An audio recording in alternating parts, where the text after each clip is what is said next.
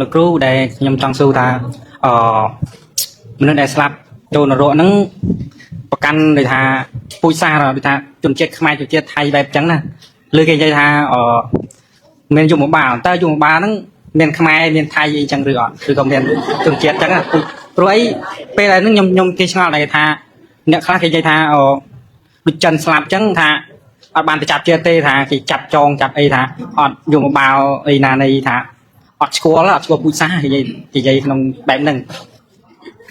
បាទលោកគ្រូអស់ហើយ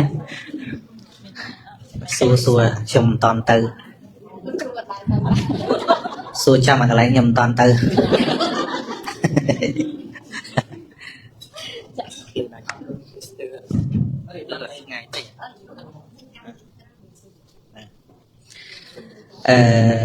មែនតើទៅ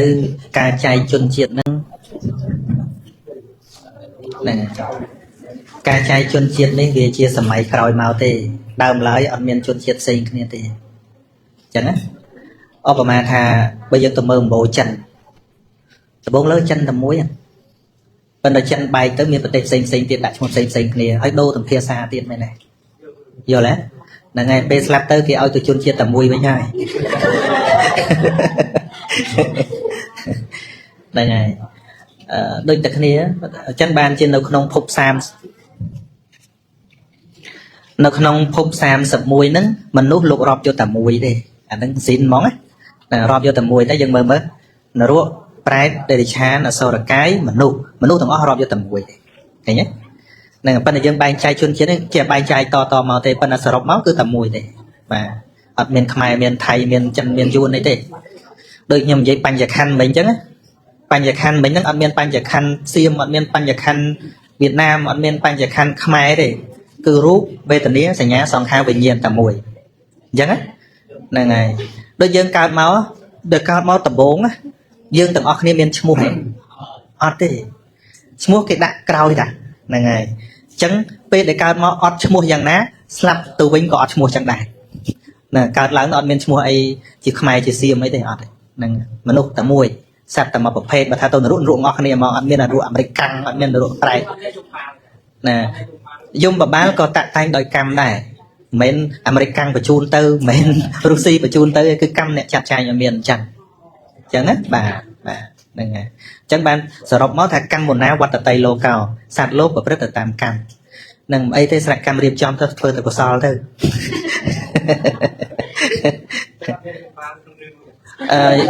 យមបបាលក្នុងរឿងអាហ្នឹងយើងលេងតាមក្តីសម័យរបស់យើងក៏ប៉ុន្តែយមបបាលដែលកម្មរៀបចំផ្សេងហ្នឹងណា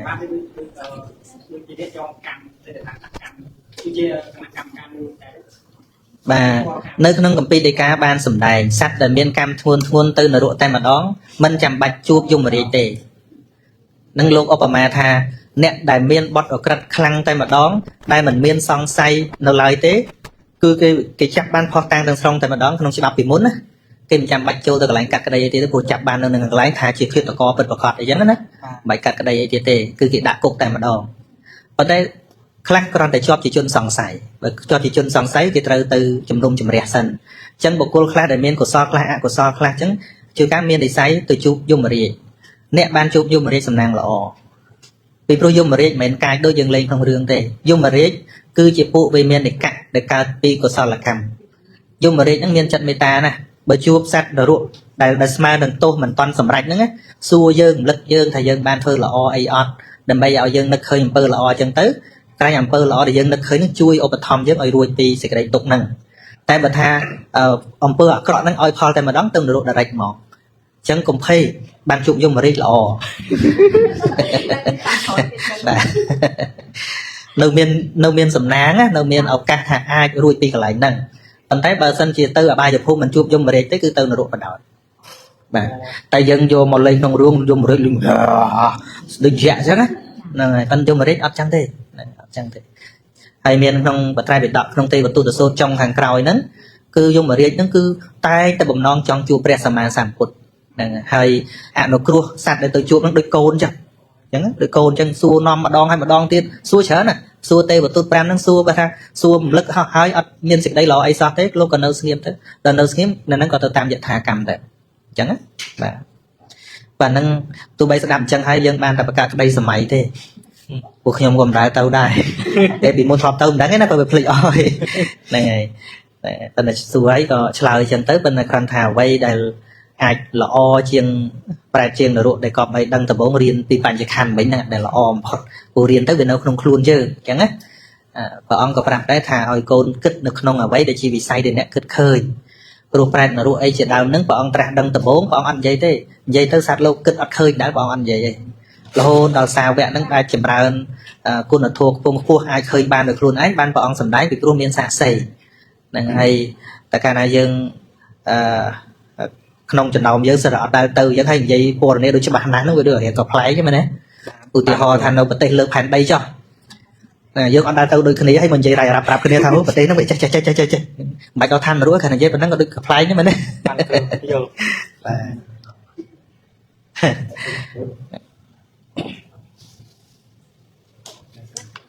bạn chân xịt mà cục bạc mình lực cục nhiệt nhôm mình một lực ở này là sống cục nó chỉ biết sửa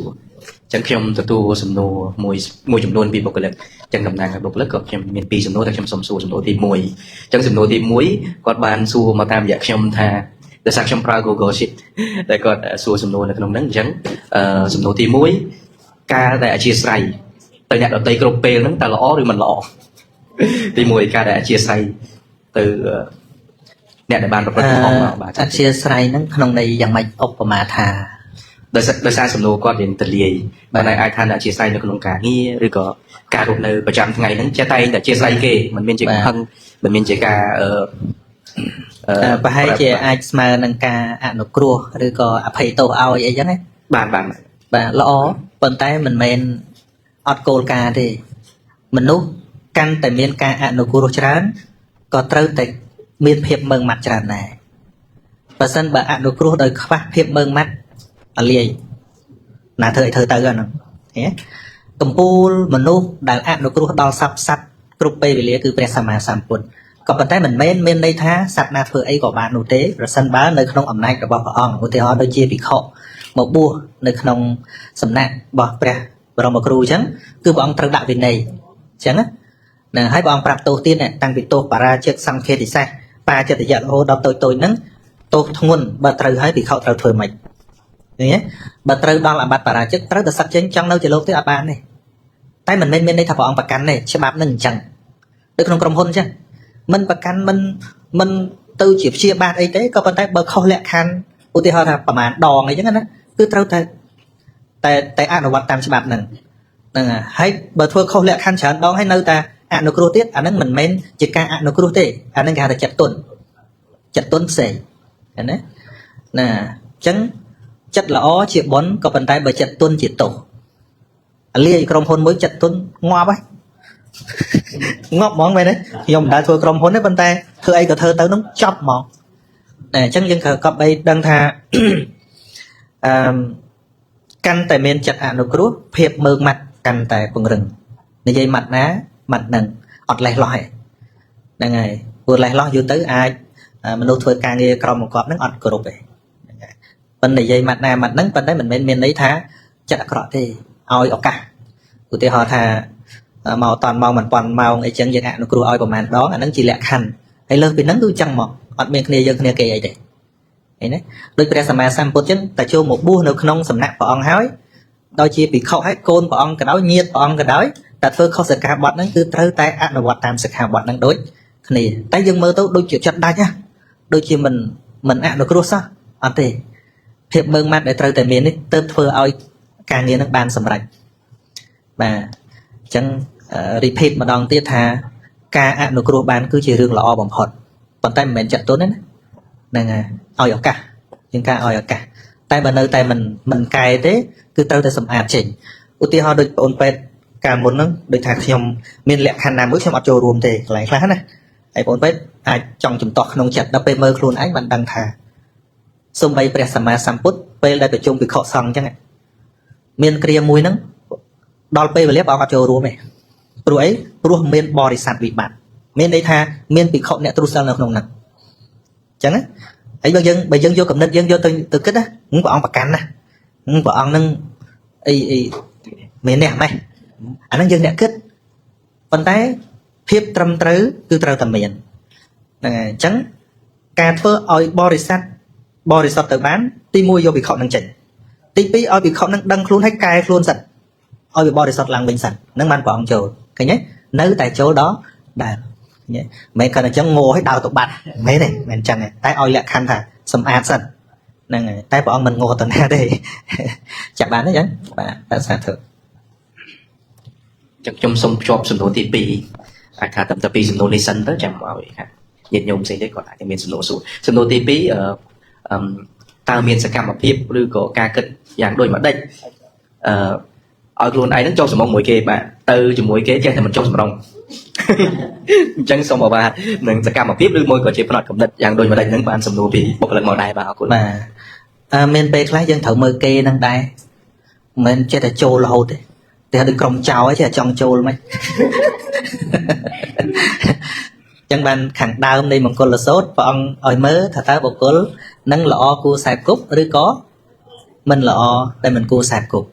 កាលណាពិចារណាដោយល្អិតល្អន់ហើយមានពេលខ្លះយើងដូចជាមិនបាច់ថាត្រូវរៀបយ៉ាងម៉េចផងបើសិនបើយើងឃើញថាបុគ្គលនឹងមានតម្លៃគួរចូលទៅចិត្តហើយឃើញតម្លៃហើយយើងចូលទៅចិត្តហើយយើងប្រកាសជាអរិយាប័ត្រហ្នឹងវាអូតូល្អមកឧទាហរណ៍ខ្ញុំគិតថាឥឡូវយើងនៅទីនេះមានប្រសង់ហើយប្ររពនៅធម្មកថាពលធម៌ទោះបីនៅខាងក្រៅយើងធ្លាប់ចងេងចងាងមិនក៏ដោយតែសំខាន់យើងស្ម័គ្រចិត្តចូលមកអត់ហ៊ានចងេងចងាងទេគឺវាអូតូមកឃើញទេបើសិនជាយើងចេះតែរៀបត្រូវធ្វើមិនណត្រូវធ្វើមិនណក៏មកភ្លេចឯងអាចរកស៊ីនោះវាចេះចេញមកអាចរកធម្មជាតិរបស់យើងខ្ញុំធ្លាប់លើករឿងពីស្រីហេតោបន្តិចរបៀបត្រៀមចិត្តហ្នឹងណាបន្តិចវាទៅវាទៅអាស៊ីនវិញអាស៊ីនហ្នឹងវាទៅវិញនិយាយពីបរិសម្នាក់ហ្នឹងមានមេឆ្មាមួយទៅណាក៏ពាក្យតែមេឆ្មាហ្នឹងតាមរហូតអីអានេះរឿងគេក្រណនិទានកើតបញ្ញាគិតទេណាដល់ពេលទៅជួបអីសីហ្នឹងឃើញតែគាត់ហ្នឹងក៏ពាក្យមេឆ្មាទៅជាមួយអញ្ចឹងក៏ជប់មេឆ្មាហ្នឹងឲ្យទៅជាមនុស្សស្រីរូបដ៏ស្រស់ស្អាតឲ្យរៀបការជាប្តីប្រពន្ធជាមួយបរិសហ្នឹងបាទអញ្ចឹងជាកិច្ចបន្ទាប់សូមមុនគុណចាស់ទាំងពីរព្រះអង្គលោកចាស់លទ្ធធម្មោជាកំសាន្តជាព្រះចៅអធិការវត្តមនីរតនារាមនៃខេត្តពោធិ៍សាត់និងព្រះអង្គគ្រូបរមត្តបញ្ញាហួយប្រុសសូមមុនមានធម្មកថាខ្លះដើម្បីពុទ្ធបរិស័ទទៀតណាសូមអនុមោទនីគណៈជាបឋមសូមអស្ការថ្វាយបង្គំអរដែរចំពោះគុណនៃព្រះរតនត្រ័យដោយសេចក្តីគោរពជ្រះថ្លាសពសកកាលទាំងពួងសូមធ្វើការរំអានចំពោះលោកអ្នកដ៏មានអាយុអង្គគ្រូបរមត្តបញ្ញាជាពិសេសចម្រើនពរចំពោះលោកគ្រូឧបាសកសន្តិជាមួយលើព្រមដោយញោមដែលជាម្ចាស់កម្មវិធីក្នុងវេលាឱកាសពេលនេះព្រមទាំងបុគ្គលិកព្រមនឹងញាតិញោមពុទ្ធបរិស័ទទាំងអស់គ្នាក៏បានជួយចូលរួមក្នុងកម្មវិធីសន្ទនាពធក្នុងវេលាឱកាសពេលនេះដោយសេចក្តីជ្រះថ្លាព្រោះថ្ងៃនេះពិតជាមានសេចក្តីរីករាយជ្រះថ្លាដែលពុទ្ធបរិស័ទបានជើញមកជួបជុំដោយជាព្រះធម៌ជាធំនៅក្នុងការស្ដាប់ក៏ដូចជាការឆ្វេងយល់អំពីដំណើរនៃជីវិតដូច្នេះញាតិញោមបានជួបជុំគ្នាពីឆ្នាំមុនដូចជាជួបញោមនៅផ្ទះនៅខាងភ្នំពេញដែរប៉ុន្តែដូចជាមាត់ទន្លេដល់ថ្ងៃនេះមកដល់ក្នុងបុរីគេញោមមកមង្គលភ្នំពេញបាទបុរីមង្គលឈ្មោះមង្គលព្រោះញោមបាទព្រះអង្គសម្ដែងក្នុងមង្គលសូត្រក៏មានបុគ្គលប្រព្រឹត្តល្អជាបណ្ឌិតការសេពក៏បណ្ឌិតការមិនសេពក៏បុគ្គលពីលហ្នឹងក៏ព្រះអង្គសម្ដែងថាជាមង្គលដ៏ឧត្តមជាមង្គលសម្រាប់ជីវិតរស់នៅប្រចាំថ្ងៃរបស់យើងព្រោះនៅក្នុងវេលាឱកាសពេលនេះมันមានអ្វីលើកច្រើនទេក្រៅពីព្រះធម៌របស់ព្រះសម្មាសម្ពុទ្ធដែលជាវិគាដ៏ត្រឹមត្រូវនៅក្នុងការប្រតិបត្តិនៅក្នុងដំណើរជីវិតរបស់យើងគ្រប់គ្នាដើម្បីជាឈានទៅដល់ការប្រតិបត្តិនៅក្នុងជីវិតឲ្យជីវិតនឹងរស់នៅប្រកបដោយសេចក្តីសុខឬក៏សុភមង្គលក្នុងដំណើរជីវិតមួយនេះដែលព្រះសម្មាសម្ពុទ្ធប្រងទ្រង់សម្ដែងអំពីការប្រកាសឡើងនៃខណ្ឌ5នេះគឺជាការប្រតិបត្តិទៅគឺជាការប្រព្រឹត្តទៅជាទុក្ខ ប៉ុន្តែសត្វលោកដែលមានឧបនិស្ស័យមានបញ្ញាបានធ្វើដំណើរតាមស្នាមព្រះបាទរបស់ព្រះសម្មាសម្ពុទ្ធដែលព្រះអង្គបានធ្វើដំណើរចេញចាក់ទុកនឹងដោយប្រពៃដូច្នេះពុទ្ធបរិស័ទទាំងឡាយហ្នឹងបានធ្វើដំណើរតាមស្នាមព្រះបាទរបស់ព្រះអង្គនឹងឯងដើម្បីជាមានដំណើរចេញចាក់ទុកពិតប្រាកដណាគឺដោយបញ្ញារបស់យើងដែលយើងសន្សំតាមរយៈការសិក្សាការរៀនសូត្រប៉ុន្តែបញ្ញាដែលយើងអាចកើតក្នុងចិត្តយើងឲ្យឃើញអំពីដំណើរពិតនៃជីវិតនេះផ្ដើមចេញអំពីសទ្ធារបស់ពុទ្ធបរិស័ទទាំងអស់គ្នាប្រសិនណាបើយើងមិនមានសទ្ធាក្នុងចំណុចខាងដើមនៅក្នុងការជឿទៅលើការត្រាស់ដឹងរបស់ព្រះសម្មាសម្ពុទ្ធបរមគ្រូនោះទេពុទ្ធបរិស័ទក៏មិនអាចឃើញការពិតនៃជីវិតនឹងដោយអំណាចបញ្ញារបស់យើងបានដែរសទ្ធាសំខាន់ណាស់ញាតិញោមនៅក្នុងសាសនានេះដែលលោកប្រៀបសទ្ធានឹងហាក់បីដូចជាមេតបសំខាន់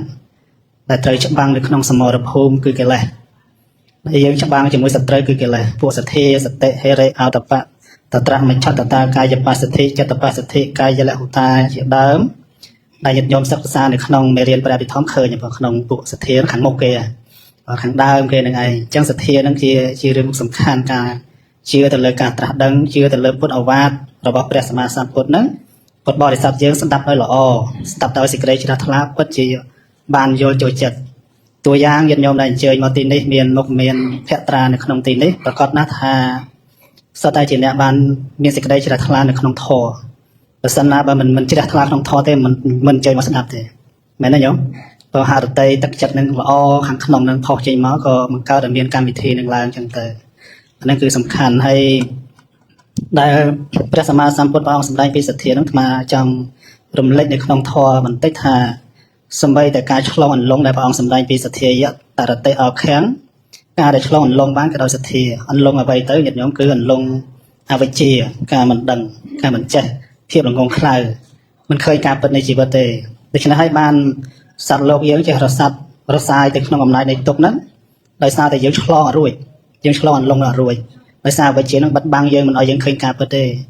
ដូច្នេះហើយបានព្រះសម្មាសម្ពុទ្ធព្រះអង្គសម្ដែងថាទុក្ខកើតឡើងដោយសារអីគឺប្រភពកើតឡើងដោយសារតួនៃតណ្ហាកើតឡើងដោយសារអីតណ្ហាកើតឡើងដោយសារវិជ្ជាបាំងយើងមិនឲ្យឃើញការពិតដូច្នេះហើយបានយើងកាត់ទុក្ខដូច្នេះព្រះធម៌របស់ព្រះសម្មាសម្ពុទ្ធបង្ហាញឲ្យយើងឃើញការពិតក្នុងលោកនឹងជាដំណើរធម្មជាតិអានឹងដែលជាលក្ខណៈពិសេសរបស់ធម៌ហើយឲ្យយើងឃើញការពិតក្នុងលោកគឺជារឿងសំខាន់នៅក្នុងក្រុមគ្រួសាររបស់ញោមទាំងអស់គ្នានៅទីនេះបើដែលជាម្ចាស់កម្មវិធីបើសិនណាបើយើងអត់មានសទ្ធាក្នុងចំណែកខាងដើមទេប្រហែលជាមិនកើតកម្មវិធីនឹងទេមែនទេញោមសទ្ធាកន្លែងខ្លះហាក់បីដូចជាតែយើងច្បាំងកិលេសនឹងដើម្បីឈ្នះកិលេសសទ្ធានឹងប្រៀបដូចជាអាវក្រោះការពារយើងដែរសទ្ធាសិលចក្កបញ្ញាមានសទ្ធាមានសិលមានចក្កមានបញ្ញាដោយការពារខ្លួនយើងកុំឲ្យសត្រូវឈ្លានពានក្នុងជីវិតហើយសត្រូវដែលឈ្លានពានយ៉ាងបានគឺតួកិលេសនឹងឯងភាពស្រឡាញ់ហួងហែងចូលខឹងក្រោធអីចឹងគ្រប់យ៉ាងដែលមាននៅក្នុងដំណើរជីវិតយើងគ្រប់គ្នាដូច្នេះក្នុងថ្ងៃនេះវេទិកាសន្ទនាពធក្រោមតថបតីភាពរបស់លោកគ្រូសង្ឃឹមថាញាតិញោមនឹងមានសំណួរពាក់ព័ន្ធនឹងពធក្តីក្នុងដំណើរជីវិតរស់នៅជាកិច្ចប្រតិបត្តិសំខាន់មែនទែនព្រោះតែយើងត្រូវតែជឿជាក់ទៅលើពធហ្នឹងហើយអាត្មាហ៊ានអះអាងប្រាប់ញាតិញោមថាពធនេះល្អខ្លាំងណាស់បើរកអ្វីកាត់ថ្លៃបំបានអាចឲ្យជីវិតយើងមានពន្លឺកាន់តែច្បាស់កាន់តែឃើញពីតម្លៃនៃជីវិតណាចំពោះធម៌របស់ព្រះសម្មាសម្ពុទ្ធដែលព្រះអង្គសម្ដែងមកគឺពិតប្រកបមែនហើយចំពោះសត្វលោកហ្នឹងត្រូវសិក្សាទៅរស់នៅពេលខ្លះយើងរស់នៅមកហើយជីវិតយើងកើតមកក្នុងលោកនេះម្នាក់កើតមកសិតតែមានដំណើរជីវិតហ្នឹងបើក្នុងធម៌តែមានខណ្ឌ5ហ្នឹងឯងដូច្នេះដែលយើងរៀនឲ្យយល់រៀនឲ្យស្គាល់ឲ្យយល់ពីក្នុងខណ្ឌ5ហ្នឹងជាអីណាដំណើរជីវិតហ្នឹងដែលយើងកើតមកម្នាក់គ្រប់គ្នាមកមានមុខមានភ័ក្រក្នុងលោកនេះមកផ្សេងគ្នាយ៉ាងណាដោយអំណាចនៃកម្មរបស់យើងក៏ប៉ុន្តែពេលវេលាដែលយើងបានកើតមកយើងបានជួបសប្បុរសបានស្ដាប់ធម៌សប្បុរសដើម្បីបំភ្លឺក្នុងជីវិតរបស់យើងគ្រប់គ្នាប៉ុណ្ណាសូមអនុមោទនាសាធុអាភាពមានធម្មកថាខ្លីប្រហែលប៉ុណ្ណេះកិច្ចបន្តសូម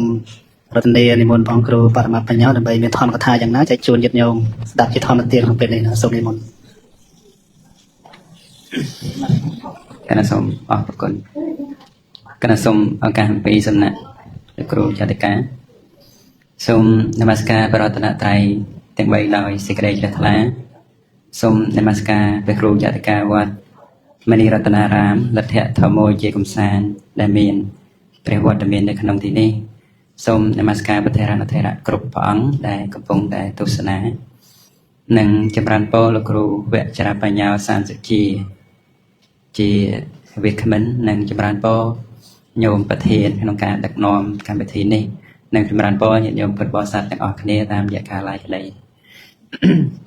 កណាបានស្ដាប់លោកគ្រូបានលើកឡើងមកអញ្ចឹងគឺសទ្ធាពិតជាសំខាន់មែនទេញាតិញោមហ្នឹងហើយបើអត់សទ្ធាទេតែមកមើលផងអត់ស្រួលចេះថែមកំតែចាប់អារម្មណ៍បងស្រីលើកពីខាងដើម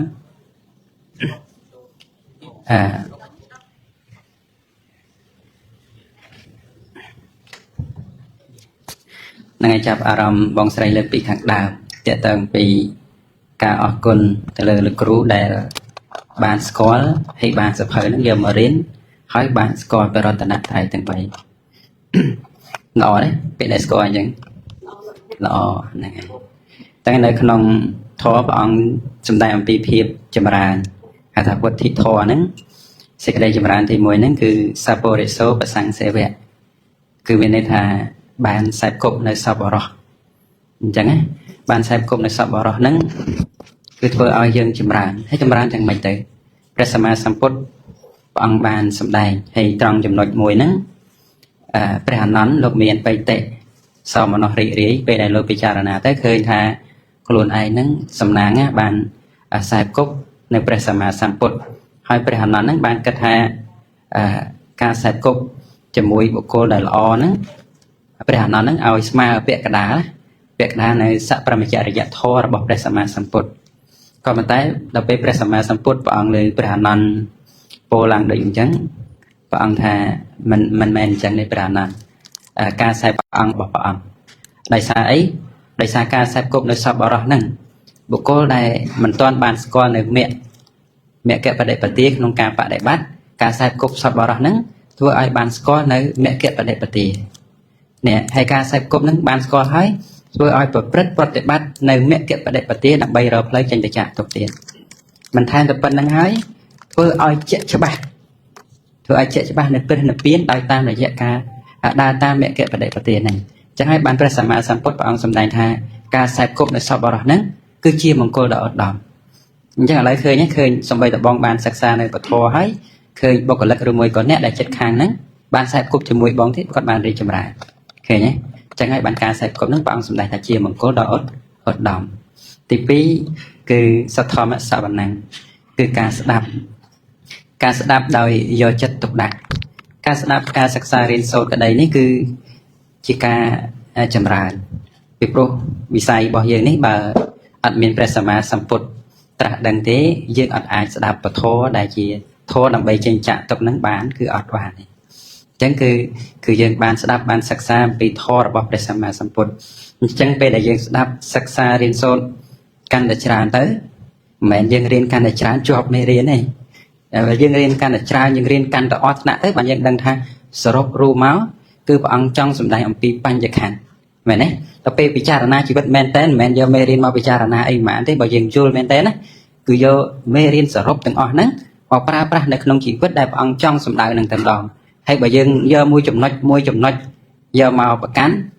អាហ្នឹងយើងយកមេរៀនហ្នឹងមកអាចមកឆ្លុះគ្នាមែនទេតែដល់ពេលយើងរៀនមែនតើទៅគឺកដោបរួមមកព្រះអង្គសម្ដែងអំពីបញ្ញខណ្ឌហ្នឹងឯងព្រះអង្គបានចង់បញ្ជាក់ថាបញ្ញខណ្ឌហ្នឹងគឺជាទុកអញ្ចឹងបុគ្គលណាដែលនៅនៅក្នុងបញ្ញខណ្ឌហ្នឹងហើយឃើញច្បាស់ដោយបញ្ញាខ្លួនឯងដែលលែងប្រកាន់ថាជារបស់ខ្លួនថាជាខ្លួននៃនឹងឯងអានឹងឯងជាទូបញ្ញាដែលទៅឃើញលក្ខណៈពិតប្រាកដរបស់បញ្ញខណ្ឌហ្នឹងអញ្ចឹងបានពេលដែលយើងសិក្សាទៅច្បាស់ណាស់ថា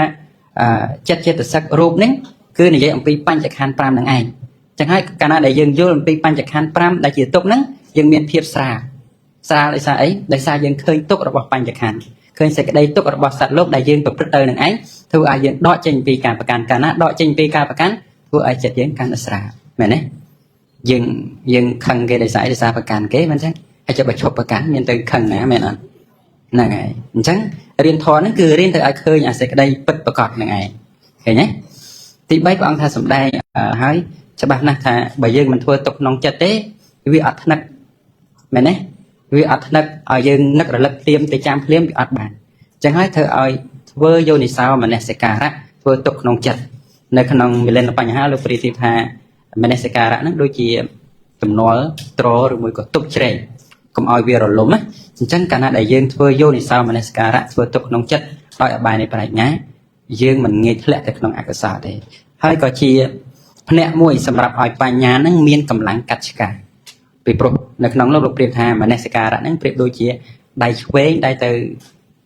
ចាប់នៅស្រូវយើងធ្លាប់ច្រូតស្រូវស្រូវគេមានកដៀវមកគេតកហ្នឹងឯងគេកដងហើយបានដៃឆ្វេងទៅចាប់ស្រូវហើយបានដៃស្ដាំហ្នឹងកាន់កដៀវហ្នឹងកាត់អញ្ចឹងមនសិការៈហ្នឹងលោកព្រាបធៀបដូច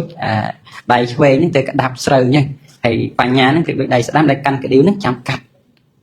ត់បហាបងនៃកិលេសអីជាដើមហ្នឹងអញ្ចឹងហើយទី4ហ្នឹងគឺធម្មានុធម្មបដិបត្តិគឺមានន័យថាបដិបត្តិសមគួរដល់ធម៌អញ្ចឹងធម៌ព្រះអង្គសម្ដែងច្រើនណាស់កម្មដ្ឋាន40មានទៅតាមអធិស្ស្រ័យចរិតរបស់មនុស្សអញ្ចឹងកាលណាដែលយើងពេញចិត្តសមគួរដល់ធម៌ហើយបានបដិបត្តិដោយត្រឹមត្រូវមែនទេបដិបត្តិដោយរឿយធ្វើឲ្យវាថ្នាក់ឡើងវាคล้ายជាវិស័យស្ទាត់ណាថាវិស័យคล้ายជាស្ទាត់អាផ្លូវចិត្តរបស់យើងត្រូវការฝึกហាត់ឲ្យស្ទាត់ដែរមិនមែនភ្លាមមកល្អបានទេមិនមែនភ្លាមគេជេរហើយញឹមដាក់គេបានទេមែនទេឡប់មេស្ដីឲ្យហ្នឹងហើយស្ដីឲ្យមុខមិនមុខជូរដូចជូរក្រូចឆ្មាអញ្ចឹងណាអញ្ចឹងតោះទៅវឹកហាត់ឲ្យរឿយទៅឃើញទេមេស្ដីឲ្យដូចដឹងថាមេកំពុងតែដាស់តឿនឲ្យយើងមានស្មារតីឃើញទេអញ្ចឹងការសម្ដែងលើកឡើងទាំងអស់នេះគឺចង់បញ្ជាក់ថាភាពរីកចម្រើនដែលអាចឲ្យជីវិតយើងដឹងថា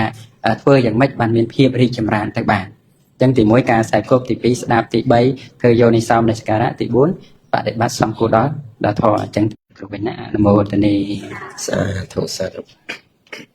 បាទជាកិច្ចបន្ទាប់មុននឹងដល់នីតិសំណួរចម្លើយក៏សូមគ្រប់អញ្ជើញលោកគ្រូបាសកសាមតិជាមានធម្មកថាខ្លះដើម្បីពុទ្ធបរិស័ទ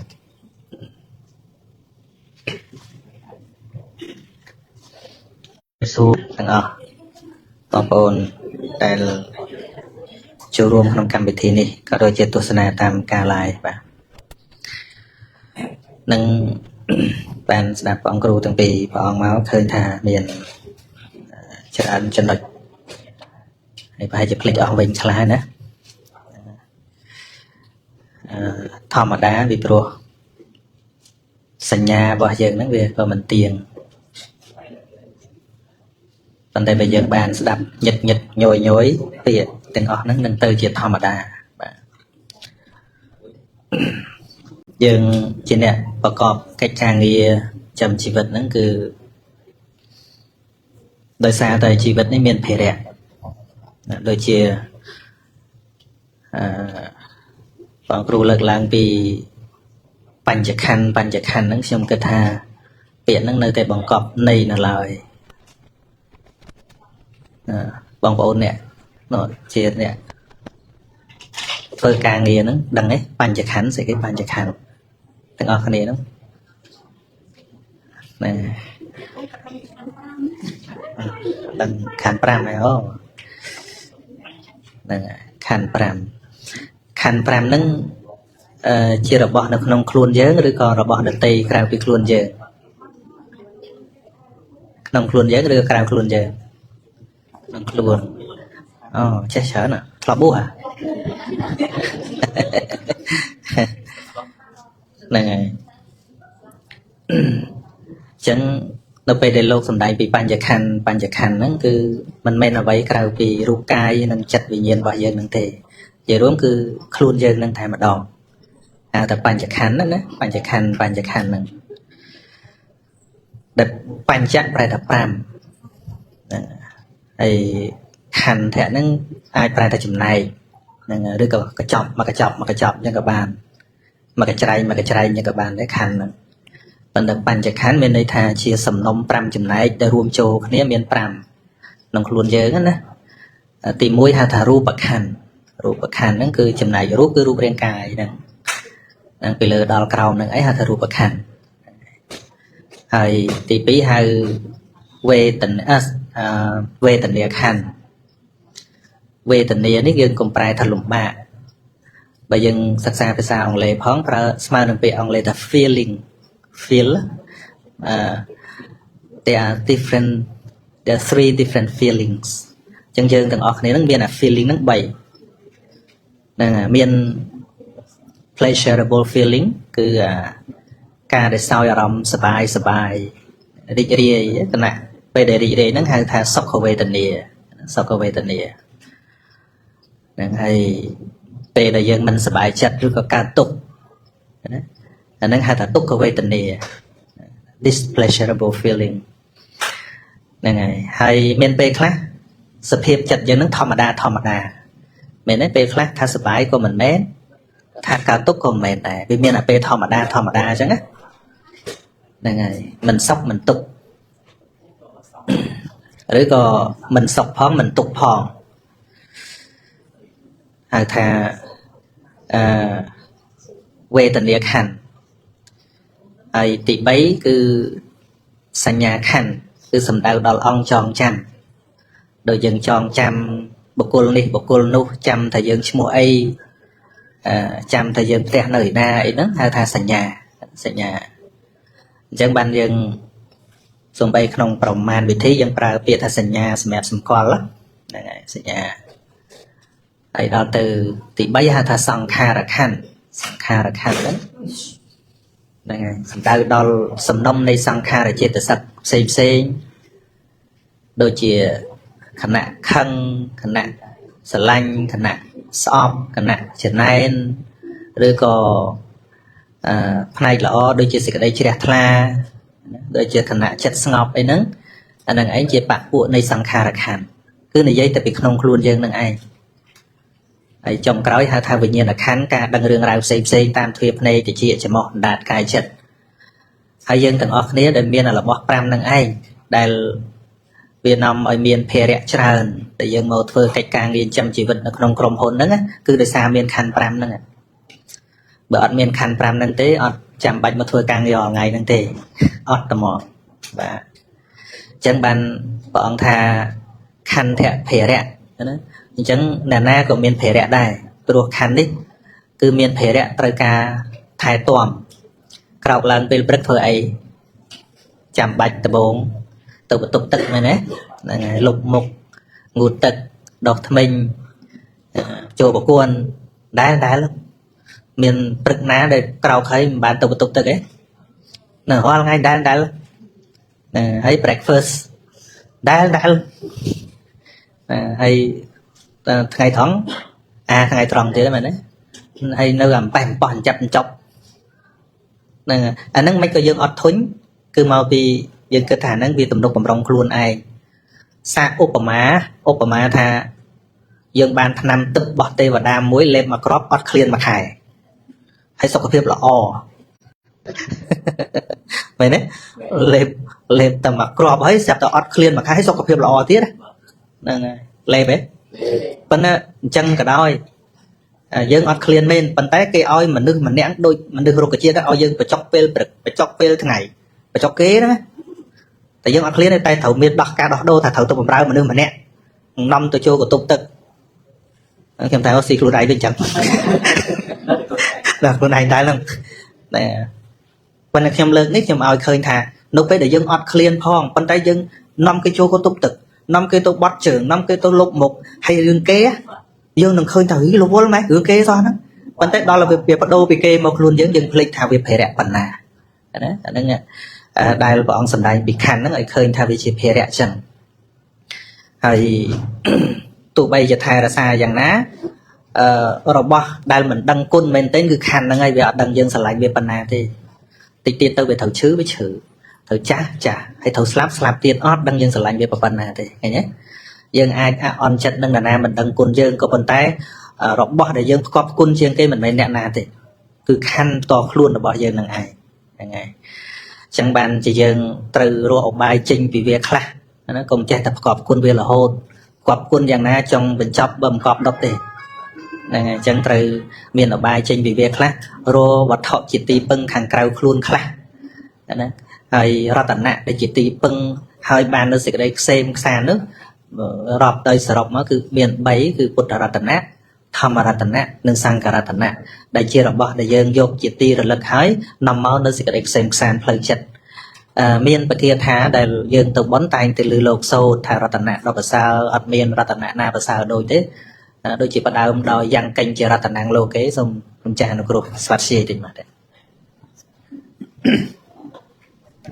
chồng chồng sẽ đáp ứng được xinยัดโยมสตาฟงานนี้ฟังครูสดตามไปกันยังไกเจรตนังโลกเวจเตเววิทังปุถุรัตนังเพาะตรัสเทตัสมาสาวไทยภวันตเตรัตนาไอน้ำมวยขนองโลกเมียนจรานแบบจรานยังรัตนาเตียงโลกปมสมานังลายปลัวหายโนสมเสรีสัวสไดกาดเมียนนอนเนี่ยยังไกเจรตนังโลกเวจเตเววิทังปุถุรัตนังธรรมรัตนังนาเตตัสมาสาวไทยภวันตเตรัตนาไอน้ำมวยขนองโลกเมียนจรานแบบโนปมสมานังประธามรัตนาลายปลัวหายโนสมเสรีสัวสไดกาดเมียนนอนเนี่ยยังไกเจรตนังโลกเวจเตเววิทังปุถุรัตนังฟังกสมังนาเทตัสมาสาวไทยภวันตเตรัตนาไอน้ำมวยขนองโลกเมียนจรานแบบจรานยังปมสมานังประสังคารัตนาลายปลัวหายโนสมเสรีสัวสไดกาดเมียนดอนเนขาดเมียนดอนยันยมัดมาเลย này cái này dây bị ra tận nè cứ chưa đọc bỏ đầm miền tầm lầy bên tay đọc bỏ đầm miền tầm lầy không lốp chưa đầm đọc bỏ để kê cắt thay bàn bên tay ra tận nè bay nít cắt thay mình bàn hay không là bỏ tình bàn thì tái bộ cô na có ai miền sức dọc bán ao tiền miền sức thì này bị ở trà chứ nè này đôi vì là bằng cô ấy bồ rây bằng cô trắng nàng lọ mình lọ thế vẫn là tình ban thằng đẹp miền lôi về nàng ngày tích một cùi chẹt lá xong trong mùi màu ấy ăn bán này để vấn đề ra tận nặng không lô để cả na soát xì bánh bánh cứ phút ra tận nặng thom mà ra tận nặng nít cứ thà ôi từ miền ở đây giờ trọp không chất cứ ai vô bàn nàng chẳng hơi chỉ ra tận nặng để vô màu sả mà tiên không chất hơi mình chết cao túc mình chết khai bánh khập khang cái ai về tận địa về bánh khập ấy kế nàng sai tuấn nàng về miền về chẳng vấn đề bờ miền ra tận nặng khang không phong chân bằng chăm tha ca tụm nô bầm rong khánh nó dân trâu từ phớ bên nó complete miền ra tận nặng chỉ tì bằng mui tiết cứ bút ra tận nặng tham ra tận nặng nó sang ra tận nặng bộ cô na vô màu kêu và đạp chặt hái cứ miền tây xịt cái xem sàn mình miền xịt cái tục ruồi phơi chặt đề đang trong bờ đàm phần nắng hay lô miền xâm nuôi cả là bà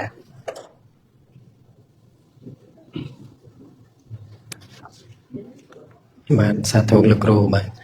chỉ cái bên tôi xong cùng chơi bong bao nhiêu bờ thọ từng ở miền xâm núa bộ cam thiនេះគឺជាកម្មវិធីសំណួរចម្លើយនៃព្រះធម៌ចឹងហើយក៏ដល់វេលាសំគួរនឹងមានសំណួរហើយបាទចឹងមានសំណួរលើកដៃមកខ្ញុំនឹងយកក្បាលមីក្រូទៅជូនឬក៏អាចមកខាងមុខនេះដើម្បីឲ្យកាមេរ៉ាស្រួលចាំតែកន្លែងយើងតូចចឹងដូចជាមិនអីនៅកន្លែងហ្នឹងក៏បាន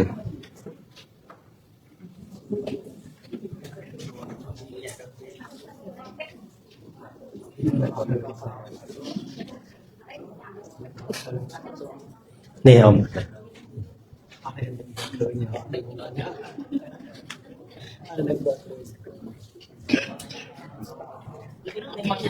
បាទតែខ្ញុំបាត់ទាន់ទៅឲ្យគេសួរមុនខាងណាសួរខាងនោះឲ្យ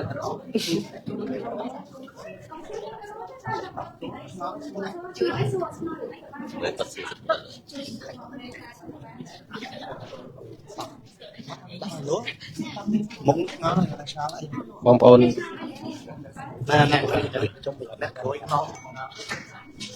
ហេឡូ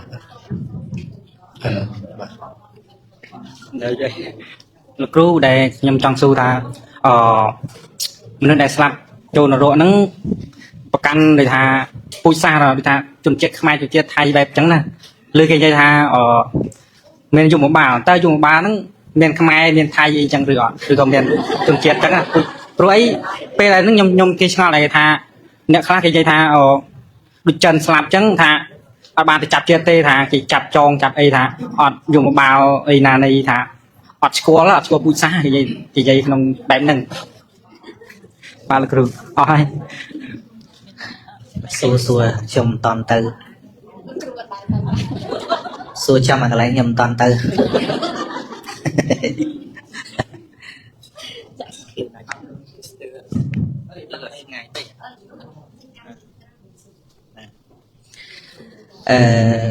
មែនតើទៅការចែកជនជាតិហ្នឹងណាការចែកជនជាតិនេះវាជាសម័យក្រោយមកទេដើមឡើយអត់មានជនជាតិផ្សេងគ្នាទេអញ្ចឹងណាឧបមាថាបើយើងទៅមើលម្បូរចិនដំបូងលើចិនតែមួយប៉ុន្តែចិនបែកទៅមានប្រទេសផ្សេងទៀតដាក់ឈ្មោះផ្សេងគ្នាហើយដូរទាំងភាសាទៀតមែនទេយល់ទេហ្នឹងហើយពេលស្លាប់ទៅគេឲ្យទៅជនជាតិតែមួយវិញហើយហ្នឹងហើយដូចតែគ្នាអញ្ចឹងបានជានៅក្នុងភពនៅក្នុងភព31ហ្នឹងមនុស្សលោករាប់យកតែមួយទេអាហ្នឹងស៊ីនហ្មងណារាប់យកតែមួយតែយើងមើលនរកប្រែតដេរិឆានអសុរកាយមនុស្សទាំងអស់រាប់យកតែមួយទេឃើញទេហ្នឹងប៉ុន្តែយើងបែងចែកជនជាតិនេះជាបែងចែកតមកទេប៉ុន្តែសរុបមកគឺតែមួយទេបាទអត់មានខ្មែរមានថៃមានចិនមានយួនអីទេដូចខ្ញុំនិយាយបញ្ញខណ្ឌមិញអញ្ចឹងបញ្ញខណ្ឌមិញហ្នឹងអត់មានបញ្ញខណ្ឌសៀមអត់មានបញ្ញខណ្ឌវៀតណាមអត់មានបញ្ញខណ្ឌខ្មែរទេគឺរូបវេទនាសញ្ញាសង្ខារវិញ្ញាណតែមួយអញ្ចឹងហ្នឹងហើយដូចយើងកើតមកដំបូងយើងទាំងអស់គ្នាមានឈ្មោះអត់ទេឈ្មោះគេដាក់ក្រោយដាក់ហ្នឹងហើយអញ្ចឹងពេលដែលកើតមកអត់ឈ្មោះយ៉ាងណាស្លាប់ទៅវិញក៏អត់ឈ្មោះចឹងដែរណាកើតឡើងអត់មានឈ្មោះអីជាខ្មែរជាសៀមអីទេអត់ទេហ្នឹងមនុស្សតែមួយសត្វតែមួយប្រភេទបើថាទៅនរកអស់គ្នាមកអត់មាននរកអាមេរិកកាំងអត់មាននរកប្រែកណាយមបបាលក៏តាក់តែងដោយកម្មដែរមិនមែនអាមេរិកកាំងបញ្ជូនទៅមិនមែនរុស្ស៊ីបញ្ជូនទៅគឺកម្មអ្នកចាត់ចែងឲ្យមានអញ្ចឹងណាបាទហ្នឹងហើយអញ្ចឹងបានសរុបមកថាកម្មមុណាវត្តតៃលោកោសត្វលោកប្រព្រឹត្តទៅតាមកម្មនឹងអីទេស្រៈកម្មរៀបចំទៅធ្វើទៅកុសលទៅ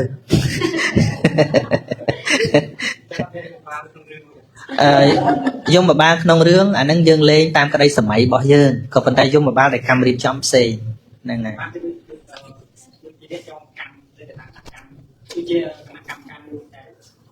បាទនៅក្នុងគម្ពីរដីកាបានសម្ដែងសត្វដែលមានកម្មធ្ងន់ទៅនរកតែម្ដងមិនចាំបាច់ជួបយមរាជទេនឹងលោកឧបមាថាអ្នកដែលមានបទអក្រិតខ្លាំងតែម្ដងតែមិនមានសង្ស័យនៅឡើយទេគឺគេចាប់បានផុសតាំងទាំងស្រុងតែម្ដងក្នុងច្បាប់ពីមុនណាគេមិនចាំបាច់ចូលទៅកន្លែងកាត់ក្តីអីទៀតទេព្រោះចាប់បាននៅនឹងកន្លែងថាជាឃាតករពិតប្រាកដអីចឹងណាមិនបាច់កាត់ក្តីអីទៀតទេគឺគេដាក់គុកតែម្ដងប៉ុន្តែខ្លះគ្រាន់តែជាប់ជាជនសង្ស័យបើជាប់ជាជនសង្ស័យគេត្រូវទៅជំនុំជម្រះសិនអញ្ចឹងបុគ្គលខ្លះដែលមានកុសលខ្លះអកុសលខ្លះអញ្ចឹងជួនកាលមាននិស្ស័យទៅជួបយមរាជអ្នកបានជួបយមរាជសំណាងល្អពីព្រោះយមរាជមិនមែនកាយដូចយើងលេងក្នុងរឿងទេយមរាជគឺជាពួកវេមាននិកៈដែលកើតពីកុសលកម្មយមរាជហ្នឹងមានចិត្តមេត្តាណាបើជួបសត្វនរកដែលស្មើនឹងទោសមិនតាន់សម្រេចហ្នឹងសួរយើងរំលឹកយើងថាយើងបានធ្វើល្អអីអត់ដើម្បីឲ្យយើងនឹកឃើញអំពើល្អអញ្ចឹងទៅក្រែងអំពើល្អដែលយើងនឹកឃើញនឹងជួយឧបត្ថម្ភយើងឲ្យរួចពីសេចក្តីទុក្ខហ្នឹងតែបើថាអំពើអាក្រក់ហ្នឹងឲ្យផលតែម្ដងទៅនរក direct មកអញ្ចឹងកុំភ័យបានជួបយមរាជល្អបាទនៅមានសំណាងនៅមានឱកាសថាអាចរួចពីកន្លែងហ្នឹងប៉ុន្តែបើសិនជាទៅអបាយភូមិមិនជួបយមរាជទេគឺទៅនរកបណ្ដោយបាទតែយើងយកមកលេងក្នុងរឿងយមរាជលឹងដូចជាអញ្ចឹងណាហ្នឹងហើយប៉ុន្តែយមរាជអត់ចឹងទេអត់ចឹងទេហើយមានក្នុងបត្រៃបិដកក្នុងទេវទូតសូត្រចុងខាងក្រោយហ្នឹងគឺយមរាជហ្នឹងគឺតែតែបំណងចង់ជួបព្រះសម្មាសម្ពុទ្ធហ្នឹងហើយអនុគ្រោះសត្វដែលទៅជួបហ្នឹងដូចកូនចឹងដូចកូនចឹងសួរនាំម្ដងហើយម្ដងទៀតសួរច្រើនណាសួរទេវទូត5ហ្នឹងសួរបើថាសួររំលឹកហោះហើយអត់មានសេចក្តីល្អអីសោះទេលោកក៏នៅស្ងៀមទៅដល់នៅស្ងៀមនៅហ្នឹងក៏ទៅតាមយថាកម្មទៅចឹងណាបាទហ្នឹងទោះបីស្ដាប់អញ្ចឹងហើយយើងបានតែបង្កើតក្តីសម័យទេពួកខ្ញុំក៏មិនដែរទៅដែរតែពីមុនធ្លាប់ទៅមិនដឹងទេណាបើវាភ្លេចអស់ហើយហ្នឹងហើយប៉ុន្តែសួរហើយក៏ឆ្លើយអញ្ចឹងទៅប៉ុន្តែគ្រាន់ថាអ្វីដែលអាចល្អជាងប្រែតជាងនរកដែលក៏បីដឹងដំបូងរៀនពីបញ្ញខណ្ឌវិញហ្នឹងដែលល្អបំផុតព្រោះរៀនទៅវានៅក្នុងខ្លួនយើងអញ្ចឹងណាព្រះអង្គក៏ប្រាប់ដែរថាឲ្យកូនគិតនៅក្នុងអ្វីដែលជាវិស័យដែលអ្នកគិតឃើញ ព្រោះប្រែតនរៈអីជាដើមហ្នឹងព្រះអង្គត្រាស់ដឹងដំបូងព្រះអង្គអត់និយាយទេនិយាយទៅសត្វលោកគិតអត់ឃើញដែរព្រះអង្គអត់និយាយទេរហូតដល់សាវកហ្នឹងអាចចម្រើនគុណធម៌ខ្ពង់ខ្ពស់អាចឃើញបានដោយខ្លួនឯងបានព្រះអង្គសម្ដែងពីព្រោះមានសាក្សីហ្នឹងហើយតែកាលណាយើងក្នុងចំណោមយើងសិតអត់ដែលទៅយើងឲ្យនិយាយពណ៌នេះដូចច្បាស់ណាស់ហ្នឹងវាដូចរៀងក៏ប្លែកទេមែនទេឧទាហរណ៍ថានៅប្រទេសលើផែនដីចុះយើងអត់ដែលទៅដូចគ្នាហើយមកនិយាយរ៉ាយរ៉ាប្រាប់គ្នាថាប្រទេសហ្នឹងវាចេះមិនបាច់ដល់ឋានរួចគ្រាន់តែនិយាយប៉ុណ្ណឹងក៏ដូចប្លែកទេមែនទេយល់បាទ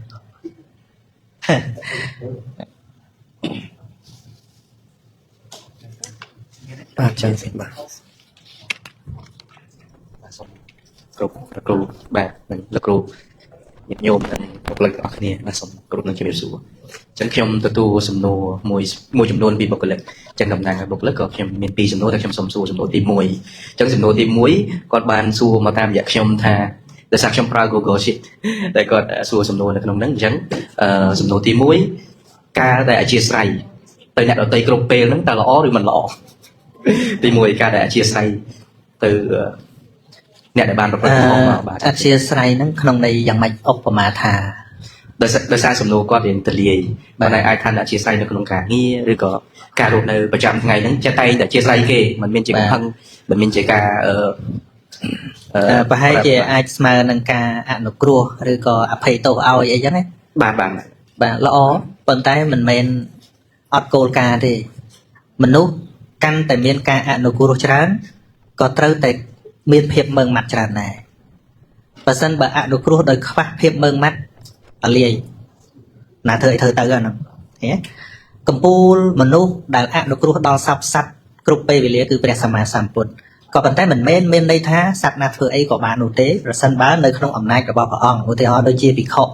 មកបួសនៅក្នុងសំណាក់របស់ព្រះបរមគ្រូអញ្ចឹងគឺព្រះអង្គត្រូវដាក់វិន័យអញ្ចឹងណាហើយព្រះអង្គប្រាប់ទោសទៀតតាំងពីទោសបរាជិកសង្ឃេតិសេសបាចិត្តយៈរហូតដល់តូចហ្នឹងទោសធ្ងន់បើត្រូវហើយភិក្ខុត្រូវធ្វើម៉េចឃើញទេបើត្រូវដល់អាបត្តិបរាជិកត្រូវតែសឹកចេញចង់នៅជាលោកទេអត់បានទេតែមិនមែនមានន័យថាព្រះអង្គប្រកាន់ទេច្បាប់នឹងអញ្ចឹងនៅក្នុងក្រុមហ៊ុនអញ្ចឹងមិនប្រកាន់មិនទៅជាព្យាបាទអីទេក៏ប៉ុន្តែបើខុសលក្ខខណ្ឌឧទាហរណ៍ថាប្រមាណដងអីចឹងណាគឺត្រូវតែអនុវត្តតាមច្បាប់ហ្នឹងហើយបើធ្វើខុសលក្ខខណ្ឌច្រើនដងហើយនៅតែអនុគ្រោះទៀតអាហ្នឹងមិនមែនជាការអនុគ្រោះទេអាហ្នឹងគេហៅថាចិត្តទុនផ្សេងឃើញណាអញ្ចឹងចិត្តល្អជាបុណ្យក៏ប៉ុន្តែបើចិត្តទុនជាទោសអាលាយក្រុមហ៊ុនមួយចិត្តទុនងាប់ហើយងាប់ហ្មងមែនទេខ្ញុំមិនដែលធ្វើក្រុមហ៊ុនទេប៉ុន្តែធ្វើអីក៏ធ្វើទៅនឹងចប់ហ្មងអញ្ចឹងយើងត្រូវកប់អីដឹងថាកាន់តែមានចិត្តអនុគ្រោះភាពមើងម៉ាត់កាន់តែពង្រឹងនិយាយម៉ាត់ណាម៉ាត់នឹងអត់លេះលោះហ្នឹងហើយព្រោះលេះលោះយូរទៅអាចមនុស្សធ្វើការងារក្រមបង្គាប់ហ្នឹងអត់គ្រប់ទេប៉ុន្តែនិយាយម៉ាត់ណាម៉ាត់ហ្នឹងប៉ុន្តែមិនមែនមានន័យថាចិត្តអាក្រក់ទេឲ្យឱកាសឧទាហរណ៍ថាមកតន់មក1000ម៉ោងអីចឹងយើងអនុគ្រោះឲ្យប្រហែលដងអាហ្នឹងជាលក្ខខណ្ឌហើយលើសពីហ្នឹងគឺចឹងមកអត់មានគ្នាយើងគ្នាគេអីទេឃើញទេដូចព្រះសម្មាសម្ពុទ្ធចឹងតែចូលមកបួសនៅក្នុងសំណាក់ព្រះអង្គហើយដោយជាភិក្ខុហើយកូនព្រះអង្គក៏ដោយញាតិព្រះអង្គក៏ដោយតែធ្វើខុសសិក្ខាបទហ្នឹងគឺត្រូវតែអនុវត្តតាមសិក្ខាបទហ្នឹងដូចគ្នាតែយើងមើលទៅដូចជាចិត្តដាច់ណាដូចជាមិនអនុគ្រោះសោះអត់ទេភាពមើងម៉ាត់ដែលត្រូវតែមាននេះទើបធ្វើឲ្យការងារហ្នឹងបានសម្រេចបាទអញ្ចឹង repeat ម្ដងទៀតថាការអនុគ្រោះបានគឺជារឿងល្អបំផុត